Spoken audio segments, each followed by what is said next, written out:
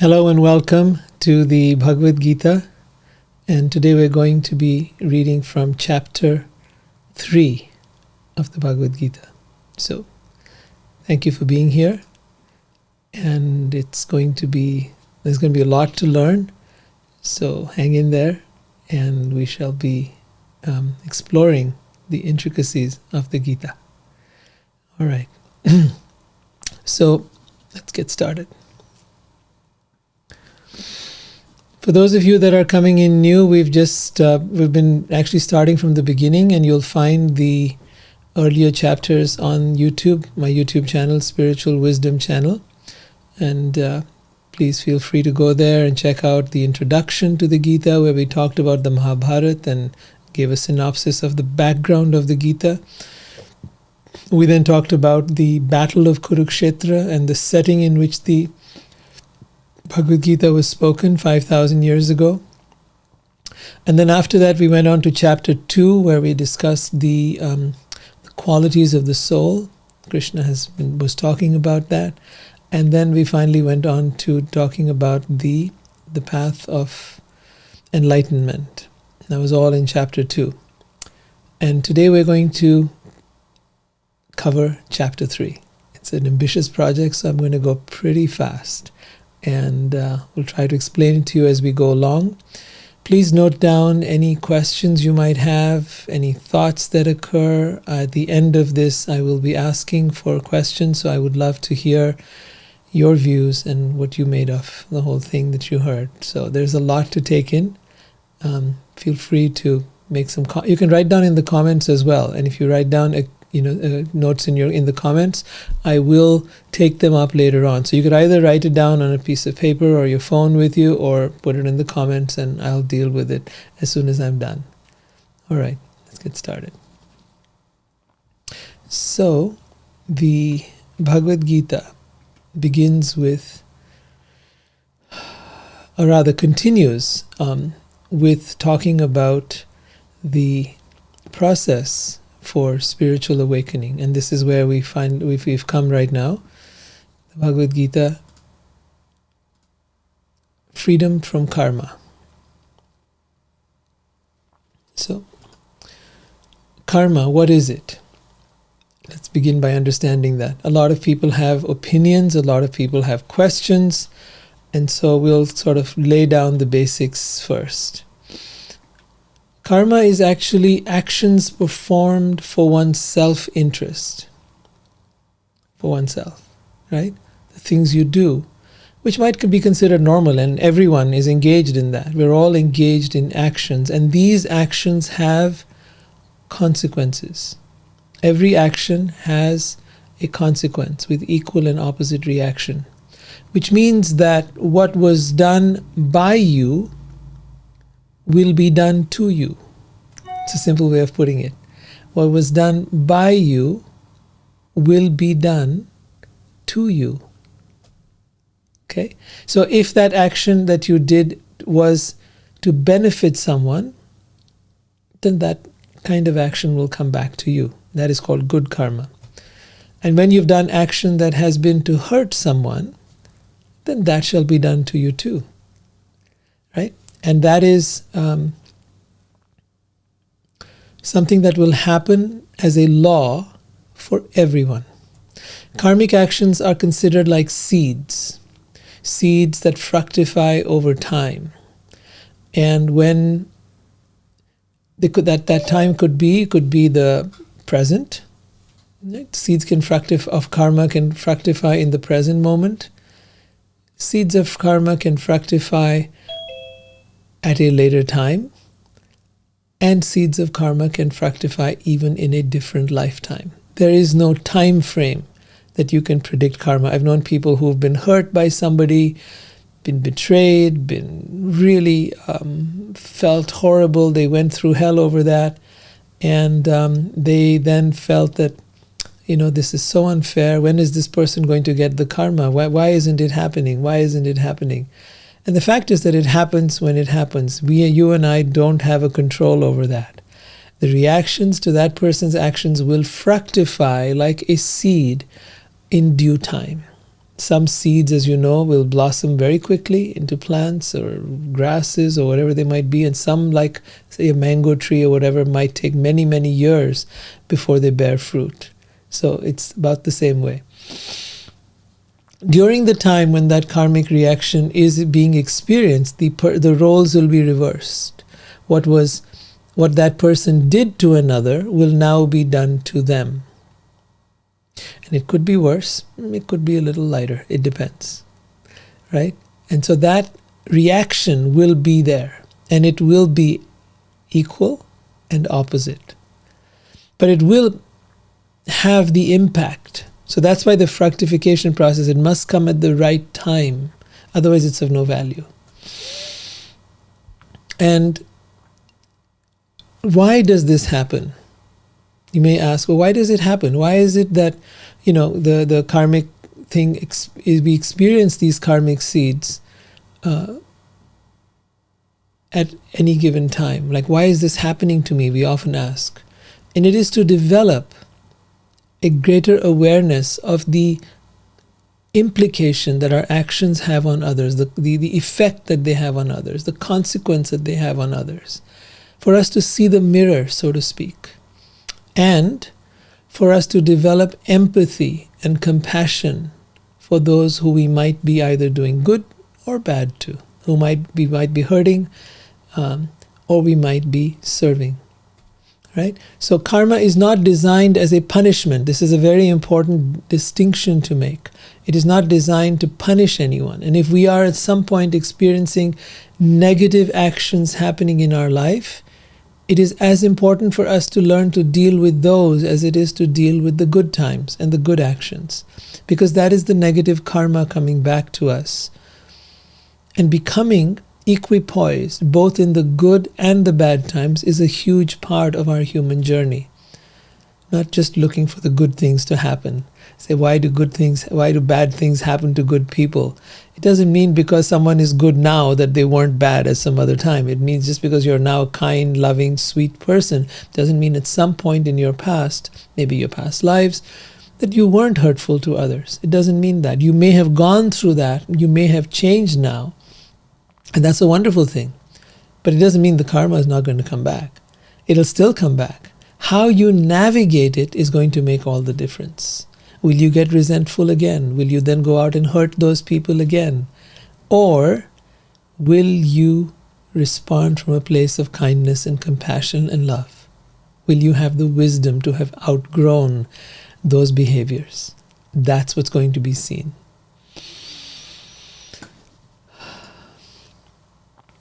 So let's take a look at this wheel of karma, karmic cycle, if we want to call it that. And in here we have, on the top you'll see a yellow circle in which we call that sanchit, which is the karmic bank balance. So before you come into this earth, there is a karmic bank balance that you have accumulated over many lifetimes. When you come into this earth, that karmic bank balance will determine the purpose of your present birth. Right? That is the prarabdha. That will determine the gifts you'll have, the family you'll be born in, the country you'll be born in. All of that is connected to what you've come into this present birth to deal with. Then you have agama, which is now your unfulfilled desire being carried over from many lifetimes. That's what you're going to try to work to fulfill in this life. Perhaps you were poor at some time and now you've found a way to develop wealth and now you're going to try to accumulate that. How will you deal with that? What new karma will you generate?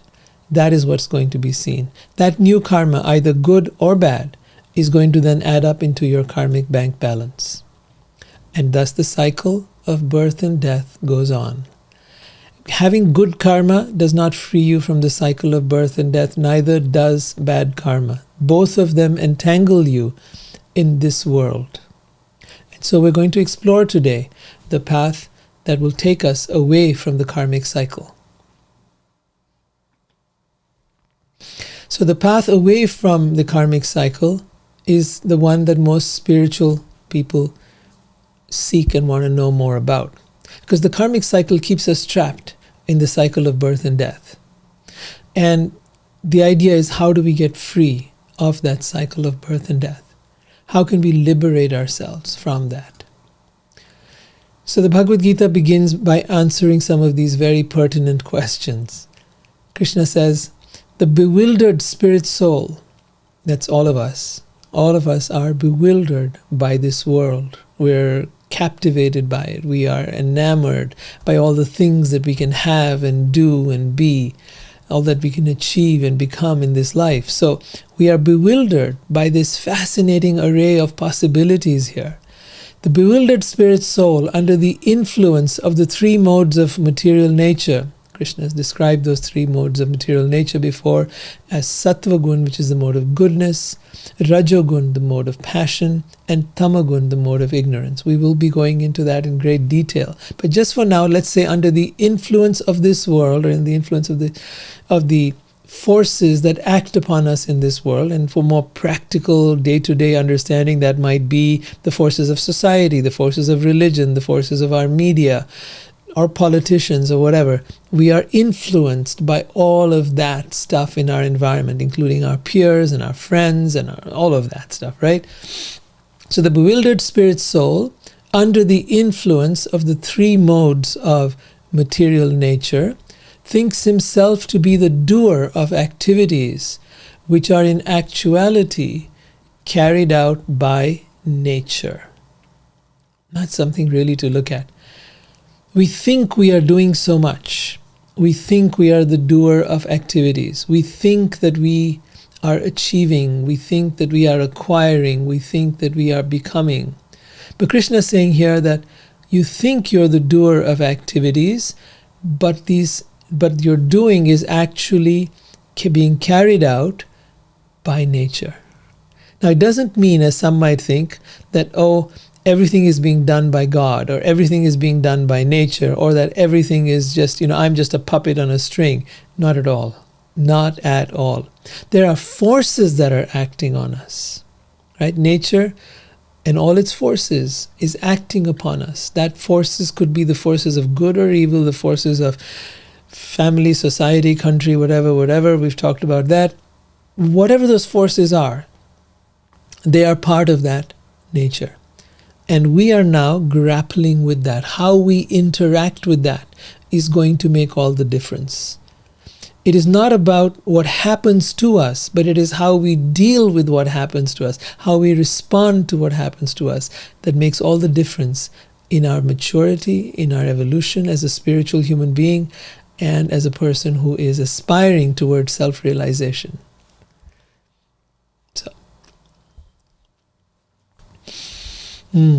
So Krishna continues, bewildered by the modes of material nature, the ignorant fully engage themselves in material activities and become attached. So what do they get attached to? They can get attached to the things they're doing. They can get attached to the things they have. They can get attached to the people they're with. Attachment happens. Whatever it is that you're doing, attachment happens. And that then causes you to either do more, or to struggle, or to fight, or to strive. In some way, it pushes you deeper into the world. Attraction and repulsion for sense objects are felt by embodied beings, but one should not fall under the control of senses and sense objects, because they are stumbling blocks on the path of self-realization. So let's read that carefully. Attraction and repulsion for sense objects are felt by embodied beings. Right? We all feel that. But one should not fall under the control of the senses and sense objects, because they are stumbling blocks on the path of self-realization. You're going to find here in this chapter, Krishna is going to be talking a lot about practical things in life.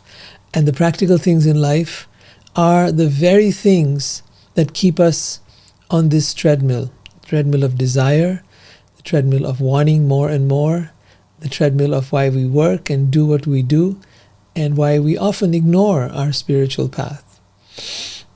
So attraction and repulsion for sense objects.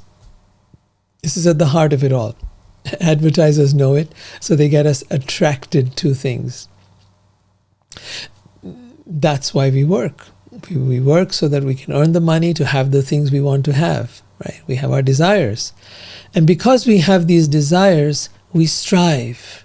We try to do our best. We try to achieve. We measure each other by our achievements, by what we have earned, by what we have got, the properties we have, the whether you're a millionaire or a multi-billionaire or whatever it might be, we see our worth through our desires. Our desires run our life. We are like that hamster on a treadmill chasing those desires. And so we're going to be talking a lot about that today.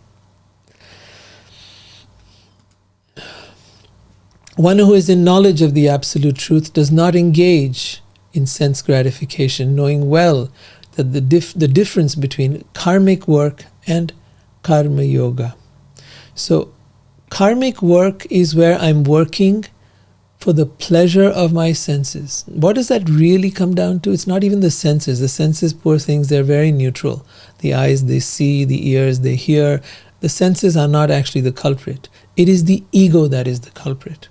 The ego that is behind the senses, that is driving us, that is the culprit. Why is the ego the culprit? Because the ego wants to prove that it has worth, it has value, it is significant, that it matters.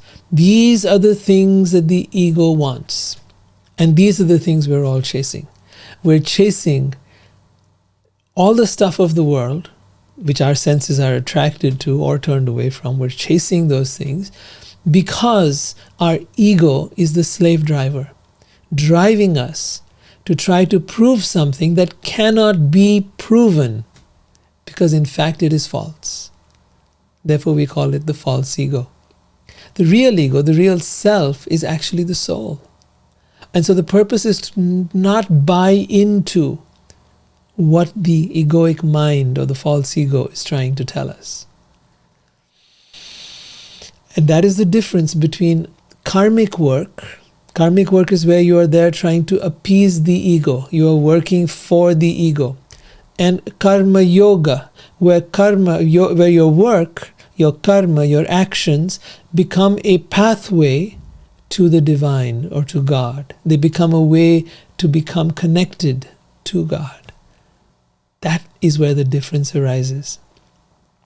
Whether you are working for the ego or you are working for the divine, that is at the heart of what we are discussing today as karma yoga. So the question now arises, if work entangles us in karma, and if doing stuff, should we therefore work or not work? Right? What is better? Maybe it's better to do nothing. If I do nothing, if I do no work, if I take no action, there will be no reaction. I'll be free from the cycle of birth and death. Theoretically, that might sound like a plausible idea, but it doesn't actually work. How about if I become a monk and stop working for any self-interest, and I just become part of some monastery and I start devoting my life to that? Will that make me free of the influence of karma? Because being caught up in karma means being caught up in the cycle of birth and death. So how do I become free of it? And that would be an extremely valid question to ask ourselves. How do we become free? So Krishna says, not by merely abstaining from work can one achieve freedom from karma, nor by renunciation alone can one attain perfection or liberation. So notice both the things. He's cutting off all possibilities here. Not by merely abstaining from work can one achieve freedom from karma, nor by renunciation alone, so becoming a monk, can one attain perfection or liberation. So you say, well, what else can I do? Everyone is forced to act helplessly according to the impulses born of the modes of material nature. Therefore, no one can refrain from doing something, even for a moment. One who restrains the senses and organs of action, but whose mind dwells on sense objects, certainly deludes himself and is called a pretender. So someone, for example, in that case, who, let's say, has left the world, gone and joined an ashram or a monastery and become a monk and renounced everything, but their mind dwells in the world, right? They want to, for the service of what they're doing in the monastery, they want to have a nice car. They want to have a nice room. They want to decorate everything very nicely. What is the purpose behind that, by the way? Is it to be able to prove yourself a significant person, an achieved, an evolved, a great soul, a saintly person? If so, then it is being driven by the ego. Back again. You've given up everything. You've supposedly renounced everything. You supposedly say you've restrained your senses and organs of action, right? But your mind is dwelling on sense objects. And such a person certainly deludes themselves and is called a pretender. There have been many such pretenders who've gone around in the name of being spiritual gurus and teachers and monks and sannyasis and you name it. And they've proven over time that they were extremely attached to the world. Now, the point here is not that the world is bad. Let's not, nor the sense is bad, nor is even desire bad. But it is learning the correct use of these things. These are natural things. We all have desires. We all have senses. We all want and need things. But what is the correct use of this world? And that begins by some more profound questions that Krishna will take up in just a few moments. We'll come to that now.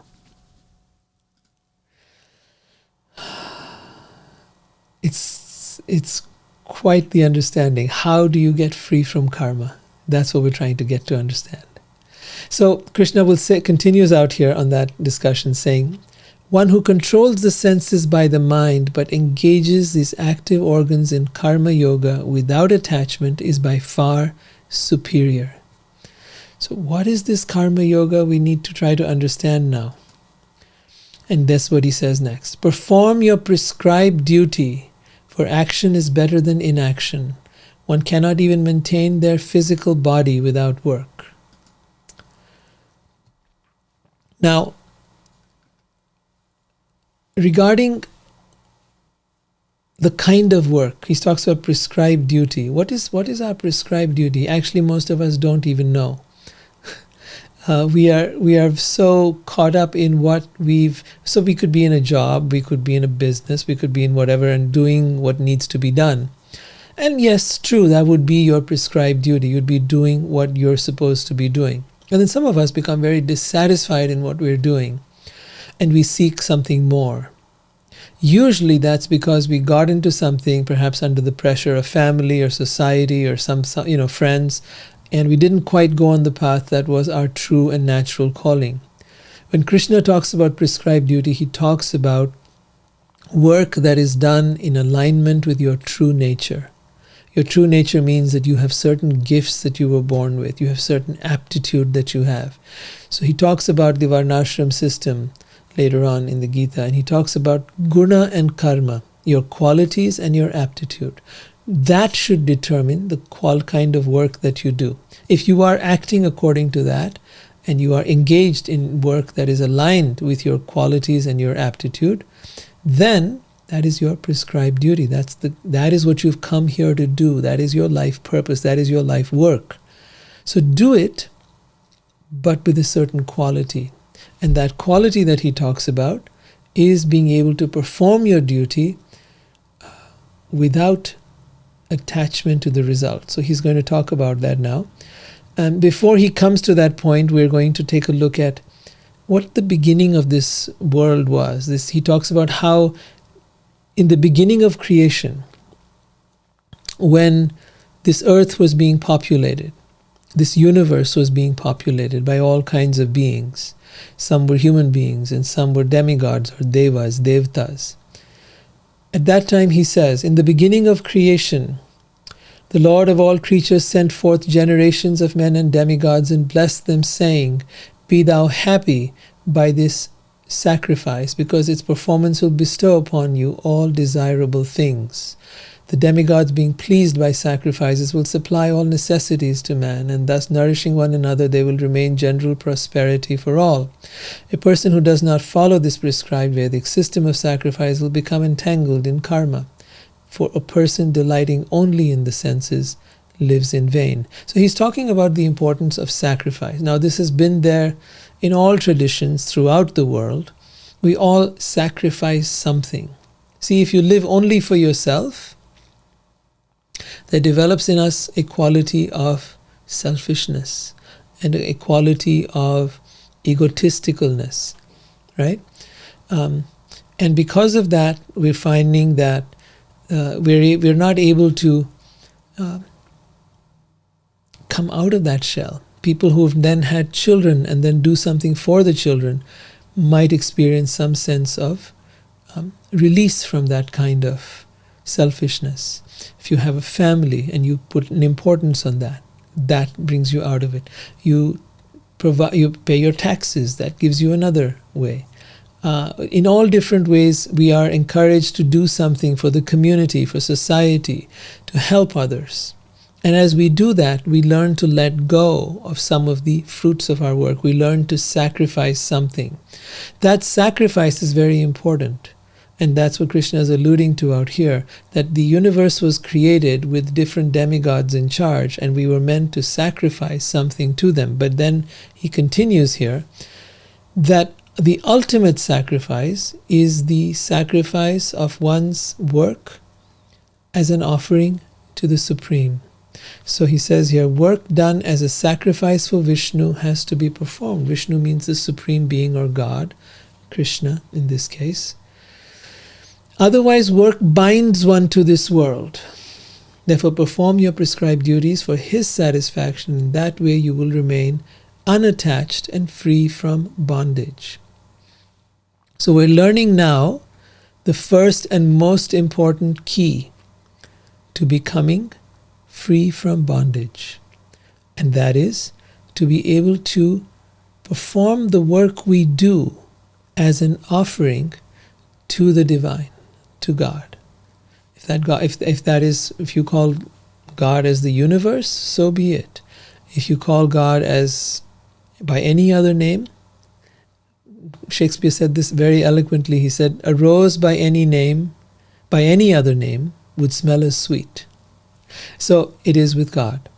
You could call God the universe, the force, the light, or you could call God by a personal name, whether that name be Allah, Jehovah, or whether that name be Krishna or Vishnu.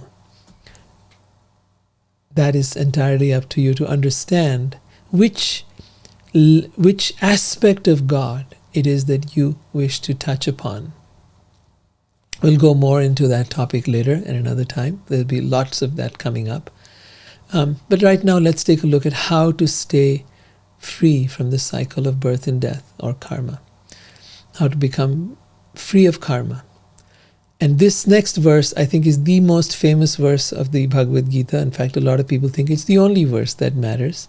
But in fact, there is a lot more to the Gita than this verse. However, it is an extremely important one. This is chapter 2, text number 47, where Krishna says, Karmani evadhikaraste ma phaleshu kadachana ma karma phala heturbhur mate sango karmani.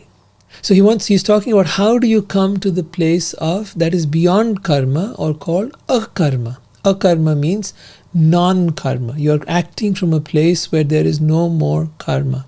How do you get to that place? And so he says, you have a right to perform your prescribed duty, but you are not entitled to the fruits of action. Never consider yourself to be the cause of the results of your activities, and never be attached to not doing your duty. It's a lot to take in over here.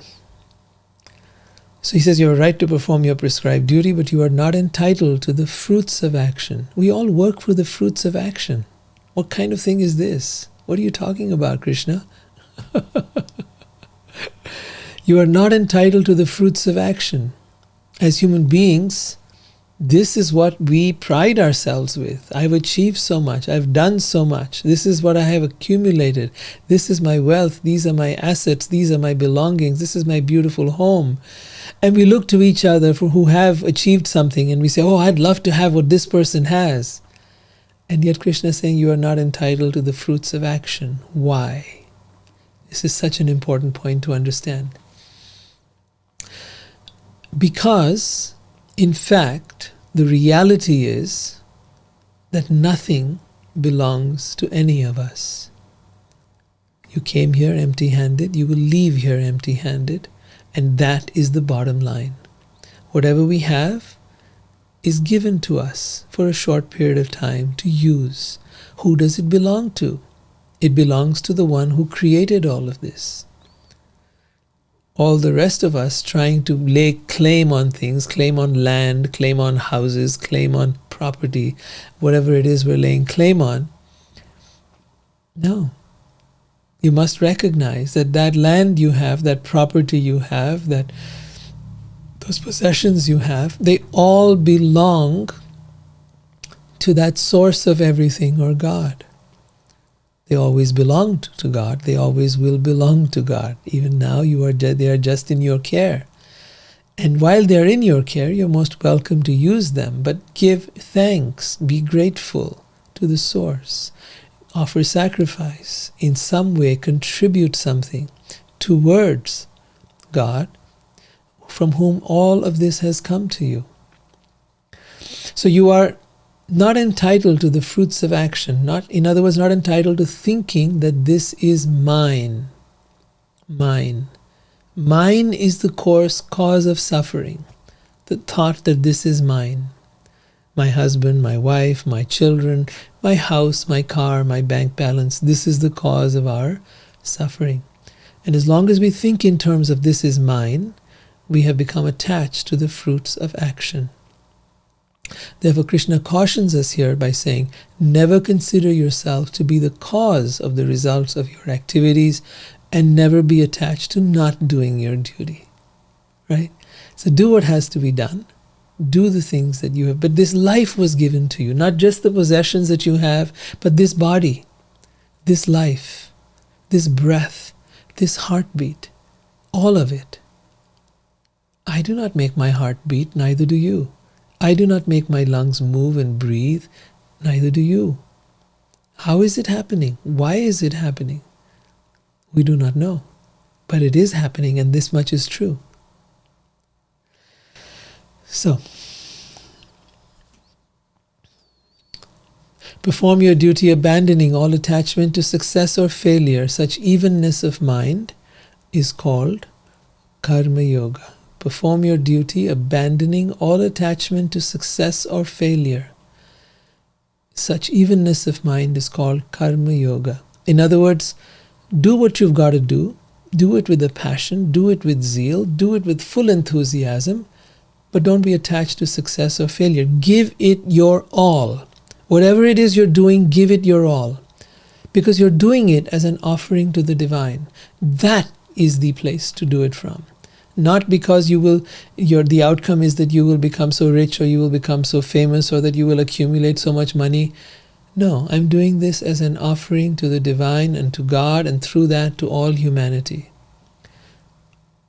And in that way you stay free from karma. One who is engaged in karma yoga becomes free from good and bad karma, even in this life. Therefore, strive for yoga, which is the art of all work. One who is engaged in karma yoga becomes free from good and bad karma, both, even in this life. Therefore, strive for yoga, which is the art of all work. Good karma yields a good life, either this life or next.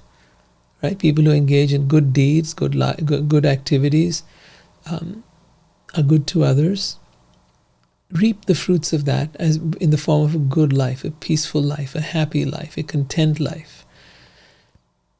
And that may elevate them into states of either wealth and riches, or higher planets as they're called in the Vedas, And bad karma has the opposite effect, leading you to, let's say, a jail, leading you to places of suffering within your mind, or perhaps lower planets, as the Vedas talk about.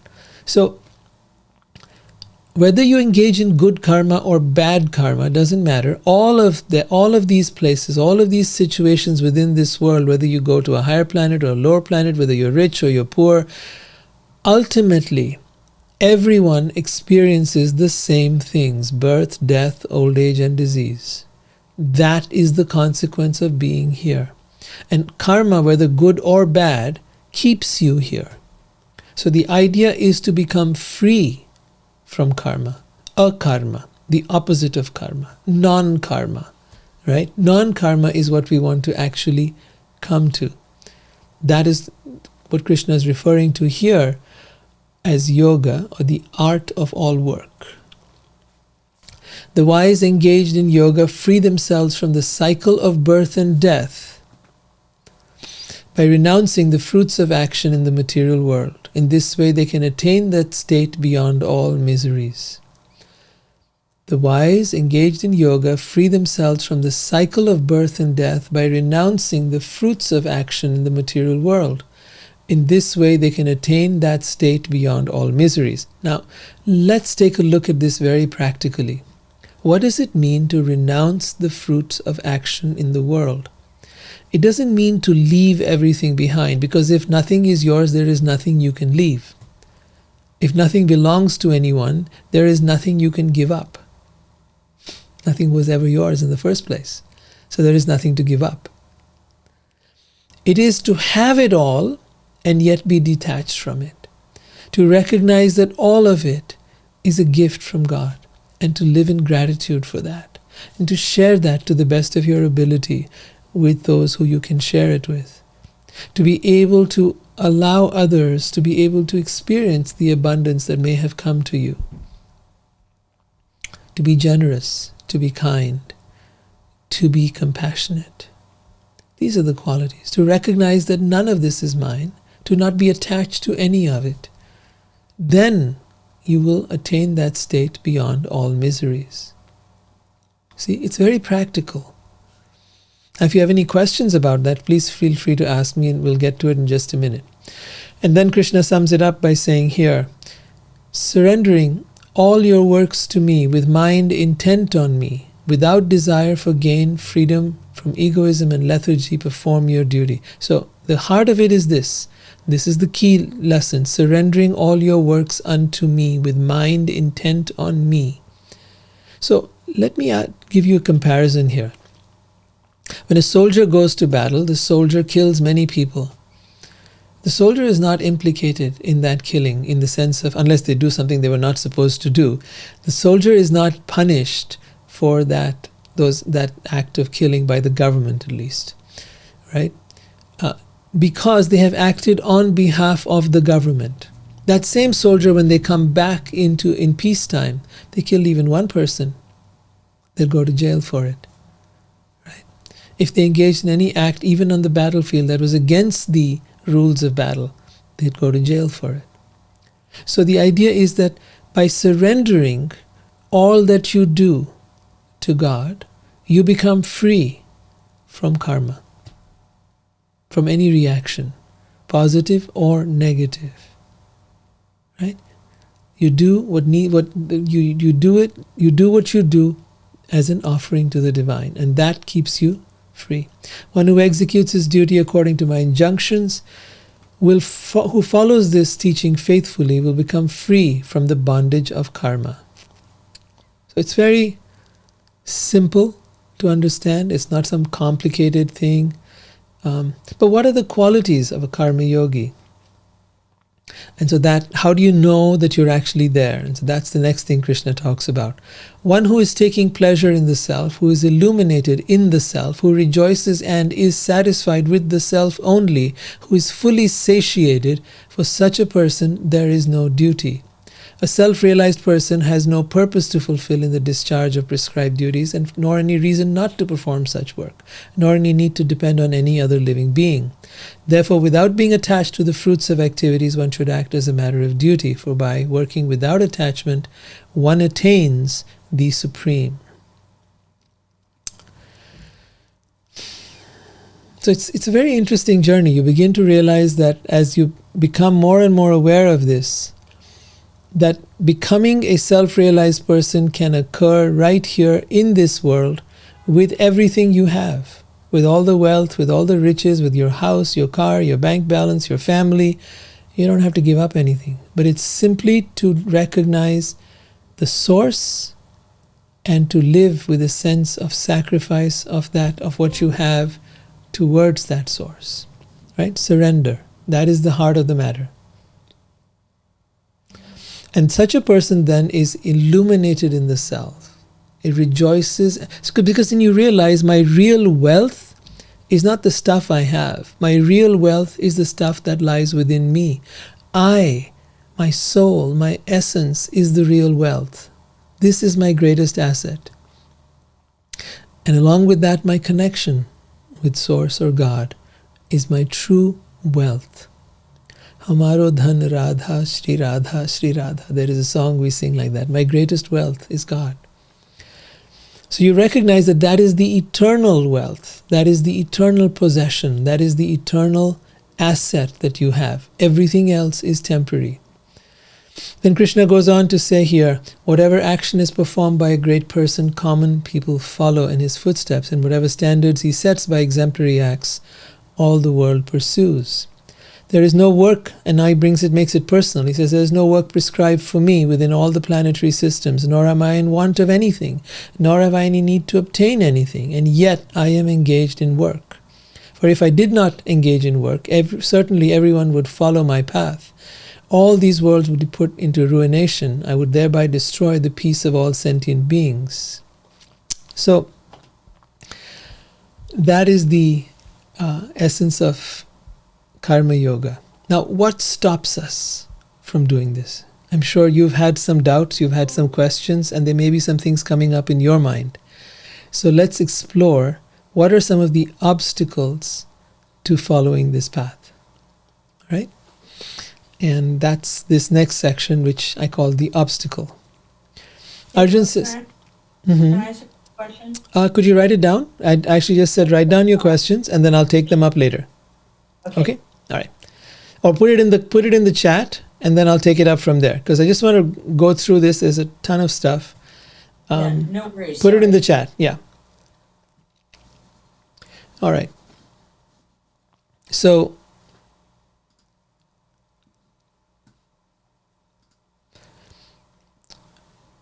Arjun's asking, why is one impelled to bad karma, even unwillingly, as if engaged by force? Right? A lot of people are. I mean, just so that they can make ends meet, so that they can achieve their goals, so that they'll do whatever it takes. Right? Especially when the stakes are high, you'll do whatever it takes to be able to achieve that goal you might have. So Arjun's saying, why is this? Why does this happen? And Krishna boils it down to one thing. He says, it is kama, which is the word kam refers to desire or lust, born out of contact with the mode of passion, and later transformed into wrath, which is the all-devouring sinful enemy of the world. So in other words, our desire to have things, to achieve things, to be things, to do things, is at the heart of why we will sometimes engage in whatever it takes to get that desire. No matter if that is something that is hurtful to others, whether that is something that is going to cause damage, break the law, whatever it is, we'll still do it, just so that we can get what we want. As fire is covered by smoke, as a mirror is covered by dust, or as the embryo is covered by the womb, similarly the living entity is covered by different degrees of this lust or desire or kam. Kam is the actual word. Thus, a person's pure consciousness is covered by his eternal enemy in the form of lust, which is never satisfied and which burns like fire. So please understand that lust here is not just referring to sexual lust, it is referring to lust for the stuff of this world. It is the desire to exploit the world. It is the desire to have, to own, to possess. That is at the heart of this lust. I want to enjoy, I want to exploit. It is this exploitative nature. You'll see that in most capitalistic and communistic societies as well. The senses, the mind, and the intelligence are the sitting place of this calm or desire, which veils the real knowledge of the living entity and bewilders him. So in our mind, this is where it sits, right here. And that is why that meditation is required to become free from the mind and to sharpen our intelligence. Therefore, in the very beginning, curb desire by regulating the senses and slay this destroyer of knowledge and self-realization. The working senses are superior to dull matter. Mind is higher than the senses. Intelligence is still higher than the mind. And the soul is even higher than intelligence. So he's really going to hit a point now where he says, thus, knowing oneself to be transcendental to material senses, mind, and intelligence, one should control the lower self by the higher self, and thus by spiritual strength conquer this insatiable enemy, calm, or desire or lust. So in conclusion, I would present to you a very simple formula. Freedom from karma is equal to freedom from kama. Notice the two words, kama and karma. The only difference is the letter R in the middle, right? Freedom from karma comes from freedom from kama. All right, with that we end this very extensive explanation of chapter 3. I've gone through the entire chapter at this point, and I'd like to open things up for discussion. So give me a minute. We'll just reset things over here so that we can start taking questions.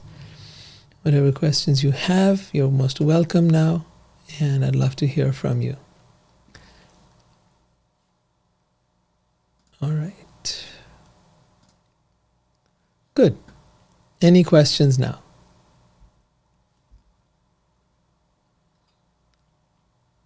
I have one. Okay. So when this was written, I don't know much about the history in this culture, but I think when this was written, there was prescribed duty was a caste system.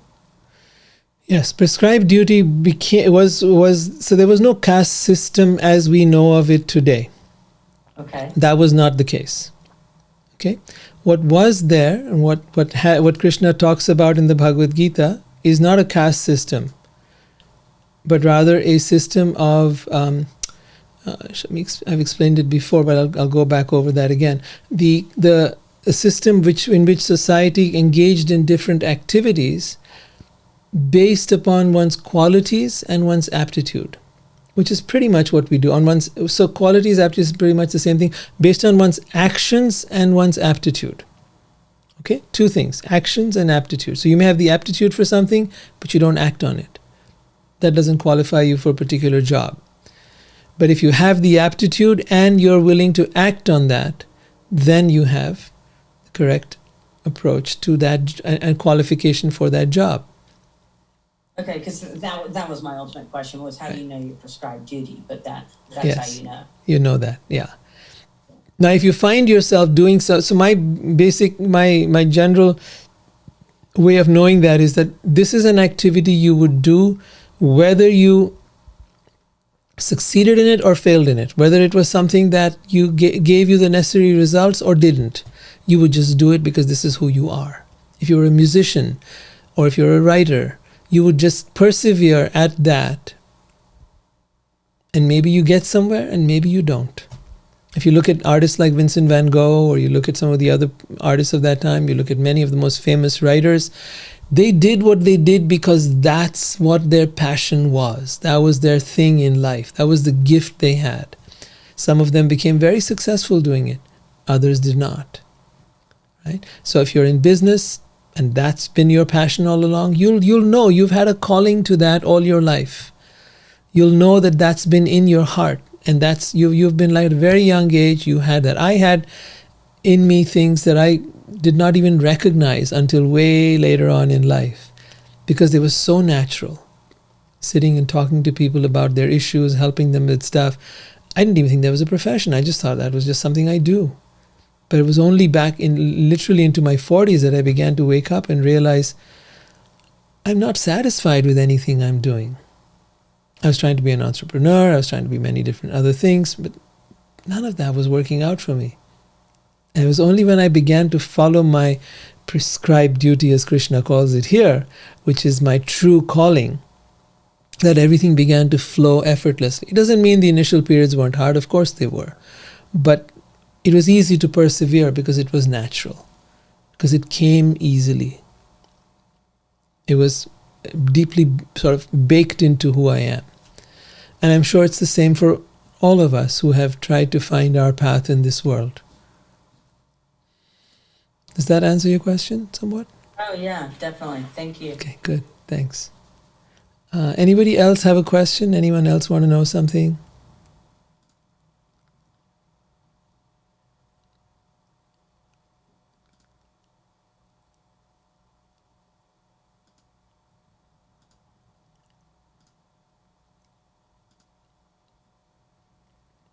Nobody has any questions? We had a long thing here.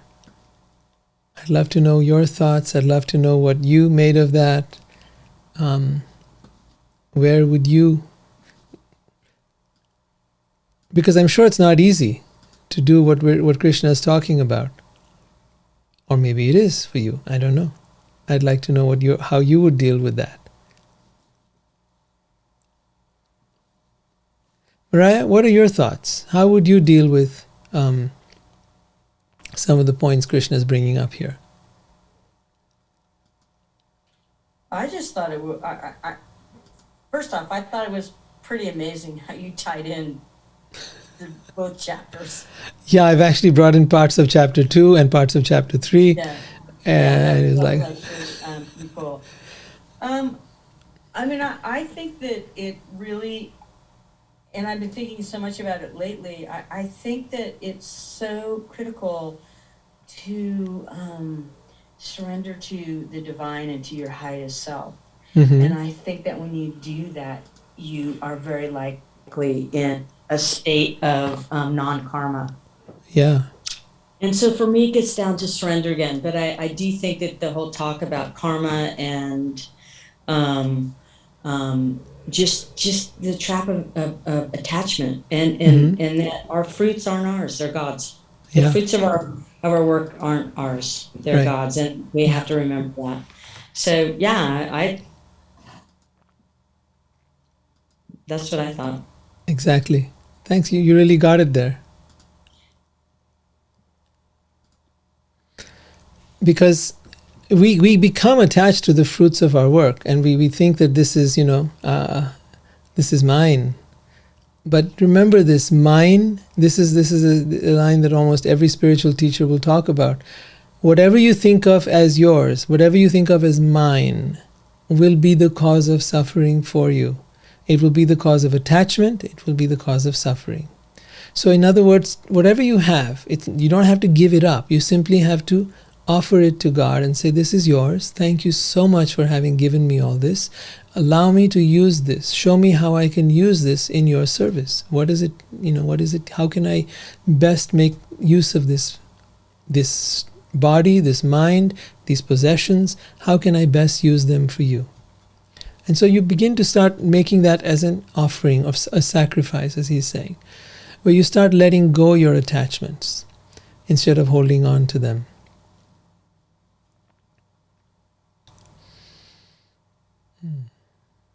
Anyone else have a question? Shalini, Bhagavad. Got a few people here. Been quiet. Shalini is a confused soul. She's just trying to learn. Okay, but even as a learner, you may have some questions, right? Yeah, of course. I mean, just practicing any of this is so hard. Attachment is so hard. I know, I kind of understand what karma is and not to worry about the fruits of what you do, but all of this is so hard to do. And sometimes I think, is it like, and I think you kind of answered that as well, but right. Well, I mean, it's like if you don't do things, then that's wrong, but then you're supposed to give up things. And One second. If you don't what? if you don't do something, right? If you don't do what you're supposed to do, then that is wrong, right? So Wait a minute. No. Hold on. What is wrong? Why is it wrong? No, I didn't. If we don't do it, so, Right. Whatever dharma we want to do, right? So whatever work we are supposed to do in our life, whether it's feeding our kids, teaching them any good manners, or raising them the way we think is right. If we don't do those things, then that is wrong, right? So it's not about right and wrong, Shalini. It's that you will have the consequences of that. If you don't raise your kids right, there's going to be a consequence to that, long term, for them, for you, right? If you don't follow your dharma, you're going to feel a sense of dissatisfaction within you. If your dharma was to raise kids and you're doing that, you'll feel perfectly satisfied. But if you feel that there is something more you're meant to be doing in life and you feel dissatisfied, then it's important to find out what is that and come to that, because then you're not doing it because it's the right thing to do, because it is what puts you in alignment with life and why you're here. And then it gives you the peace and satisfaction and contentment of a life well lived. If you want that experience, then do this. But there is no right or wrong. Right or wrong is simply a dualistic notion that is set up by our mind. Shakespeare said it again very well, if I may quote him. There is no right or wrong, but thinking makes it so. So don't get caught up in right and wrong. That can become the cause of trying to be hard on yourself or be upset with yourself. Oh, I can't do it. It's hard. This, you might, come up with all this. It's only hard because there's a part of you struggling with another part of you. So find out what is the most natural calling for you and do that. Be true to yourself. That will work better. That being true to yourself is what Krishna is calling your prescribed duty. That is that place of authenticity. That's that place of being who you are. Not who people want you to be, but who you actually are. I'll try. I'll try. Well, you do it for you. Do it because that's what you need to do to have a better life. Okay? Okay. Thanks for asking, and I really appreciate you being here. Thank you. I missed a couple of the sessions, but I had this in my mind that I need to. And you can always catch up on YouTube. I have all the recordings over there. So look for Bhagavad Gita course. That's what this is particular series, starting from the Mahabharata to the first chapter, second chapter. Now today was the third chapter. We've covered all that in there, and you'll be able to find this whole thing is sort of a whirlwind tour of the Bhagavad Gita. Okay, I'll look for it. All right. Spiritual Wisdom channel, you'll find it there. Bhagavad, any questions from your side?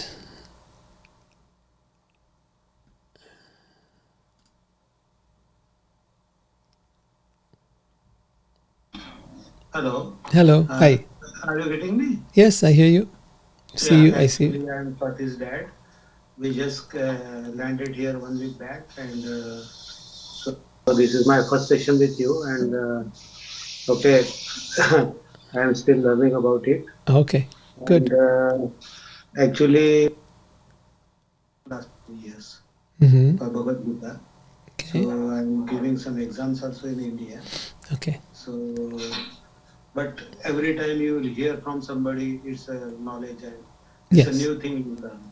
Good. So, because I listen to all these lectures there also. I read some books also. Okay. But every time I hear from somebody, I learn something new. Good. Thank you so much for being here. Appreciate that. And because I know all the verses by heart. Oh, you do? But still to get to know the meaning. Yes. You add everything in the knowledge. So that there was 247 or 46 or 47, which are very famous, 47, 48. I think they are famous because of that serial.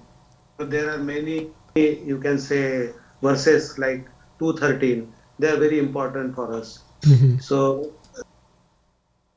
the way, and probably I will continue to follow it. You do every week here? Yes, every Tuesday.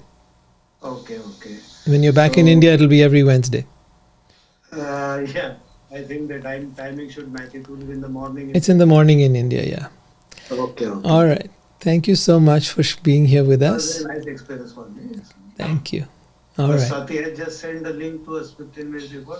Okay. We said, okay, we'll join, and Okay. it was very nice. Okay. Thank you. So we're going to end now, and we'll be back here every Tuesday. This study is never over. We are always. It's never over, right? Right. Okay. Any last thoughts? Anybody want to share anything last? Any moment? Anything at all? Any question? Any thoughts? Any parting reflections?